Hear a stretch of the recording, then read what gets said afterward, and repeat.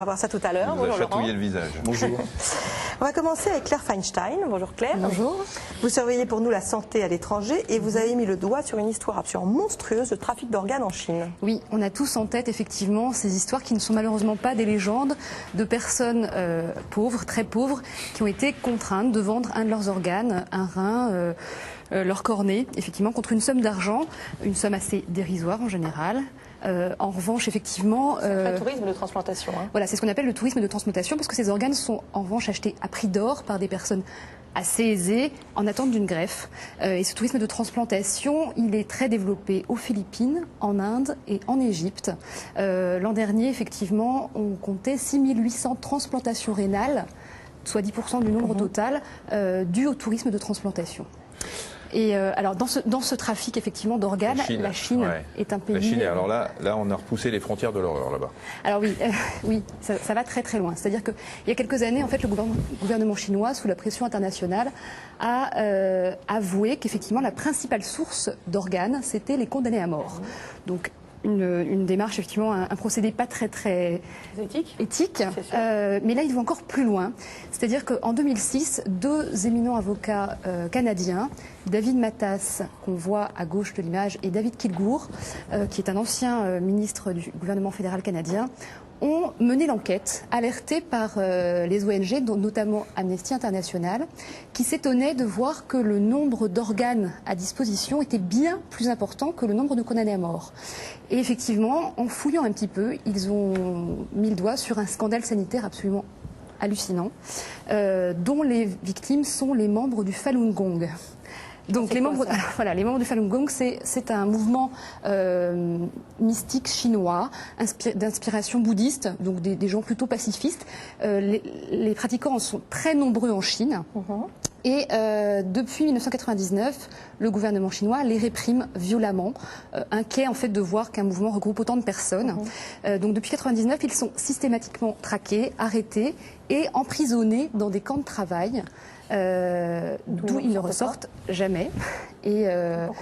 Et pour cause, puisqu'ils servent de donneurs d'organes non consentants, évidemment. Alors, est-ce qu'on a des preuves de cette histoire? Alors oui, les deux avocats ont recueilli des témoignages assez terribles de médecins, notamment de médecins repentis, d'anciens médecins militaires qui étaient réquisitionnés pour cette tâche obscure, qui en fait se rendaient à l'époque, puisque ce sont des repentis, se rendaient dans les différents camps de travail et prélevaient sur ces prisonniers encore vivants, et souvent sans même une anesthésie, les cornées, les poumons, les reins, le cœur de ces prisonniers. Voilà. Et effectivement, on incinérait les corps, donc on faisait disparaître tout ça. On faisait disparaître tout ça. Les familles n'avaient aucune nouvelle de ces prisonniers qui n'étaient même pas jugés. Donc effectivement, ils disparaissaient simplement et plus de nouvelles. Et ce qui est étonnant, en fait, c'est que dans ces camps, il n'y avait pas que ces personnes-là, mais il y avait qui avaient un examen de sang. Alors voilà, une des premières choses qui a alerté les ONG, c'est effectivement de constater que sur ces 300 camps de détenus, de prisonniers de travail en Chine, 300 000 prisonniers, 150 000 sont des membres du Falun Gong, et seules ces personnes-là avaient droit à un bilan sanguin complet. Et en fait, ce bilan sert en fait à pouvoir établir une compatibilité entre ces prisonniers et les receveurs potentiels. Alors les deux avocats que vous citiez ont quand même pris des témoignages, ont enregistré des témoignages pour avoir des preuves. Oui, voilà, ils ont étayé. Donc ils ont effectivement sorti une enquête qui s'appelle Bloody Harvest, ça veut dire prélèvement sanguin, une enquête de 130 pages dans laquelle ils ont rassemblé 52 preuves et témoignages, notamment, alors effectivement, de médecins, de victimes miraculeusement sauvées de ces camps, et de médecins qu'ils ont enregistrés à leur insu, qui expliquent très simplement, de médecins d'hôpitaux publics et privés, comment, en fait, quand ils ont besoin d'un organe, ils vont simplement se servir. En fait, c'est une banque d'organes. Alors, il y a aussi que les Chinois, ils ont fait une erreur. Ils ont fait une erreur parce autre alerte qui vient de France. Ouais, parce qu'ils ont invité un jour un chirurgien, chef du service de chirurgie hépatodigestive transplantation du CHU de Montpellier, qui est le professeur Francis Navarro, et on l'invite à venir parler et montrer des techniques de transplantation. Voilà, on l'invite pour effectivement former les chirurgiens chinois aux techniques de transplantation. bien maîtrisé par les Français. Et puis, il s'étonne parce qu'on lui fixe une date très précise. Donc, il se dit, il pensait que c'est sur donneur vivant, voilà, en fait. Une transplantation prévue, c'est forcément un donneur vivant, un père, une mère, une sœur, voilà. On peut la prévoir. Donc, il demande le dossier médical du donneur et du receveur pour pouvoir préparer l'opération. Et là, on lui dit, on n'a pas de dossier pour le donneur, parce qu'on ne sait pas qui c'est. Et on lui dit... Mais il y en aura un le jour où vous viendrez. Voilà, il y en aura un le jour où vous viendrez. Donc il s'en étonne et effectivement il comprend en fouillant un petit peu que une personne sera effectivement exécutée pour cette opération-là en tout cas. Voilà. Il faut dire, avant qu'on parle de la réaction internationale, que ce professeur Francis Navarro prépare un livre avec un journaliste parce qu'il a mené vraiment une large enquête, un livre qui sort dans quelques semaines. On en reparlera. Voilà. Alors la réaction de la communauté internationale devant ça?